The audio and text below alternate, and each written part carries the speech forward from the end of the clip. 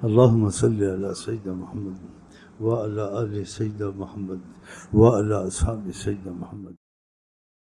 نانے میرے آگے عرضاں گزار. ایک بات بہت سوچنے کی ہے کہ اللہ تعالیٰ نے صالحین اور حدیثوں کے روایت سے کہتے ہیں مضبوط کلام کہ اللہ تعالیٰ کو جیسے غصہ حشر میں آئے گا نہ کبھی کہ آیا تھا نہ کبھی آئے گا. اس دن اتنے غصے میں اللہ ہوں گے انصاف کی وجہ سے کہ حیوان سے بھی انصاف لیں گے اللہ تعالیٰ کہ تجھے سینگ سے تو نے کیوں سینگ سے اس کو مارا. اتنا غصہ ہوگا. سینگ والی بکری کا بھی انصاف ہوگا.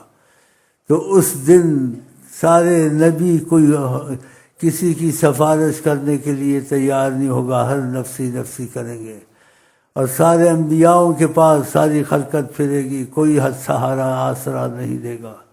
تو نبی کریم صلی اللہ علیہ وسلم عرش کے نیچے جا کے سجدے میں جائیں گے تو اللہ تعالیٰ محبت اور پیار سے کہے گا اس دن جس دن اتنے غصے میں ہوگا ورفع راسک وسل طوطا. سر کو اٹھائیں جو بولے میں سنوں گا. وشفا تو شفا. جس کی سفارش ہے اس کو معاف کیا جائے گا. سفارش کرنے کس کو چاہتے ہیں؟ تو خدا کرے ہماری سفارش ابھی سے ہی ہو جائے تمہاری بھی ہو جائے.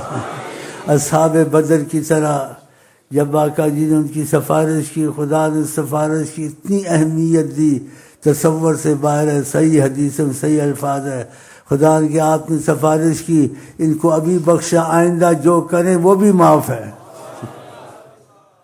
آئندہ جو کریں وہ بھی معاف ہے اور یہ جو مرضی ہے آج کے بعد کریں. اللہ کتنی اہمیت ہے آقا کی. تو خدا کرے ہماری تمہاری سفارش ابھی سے ہو چکی ہو.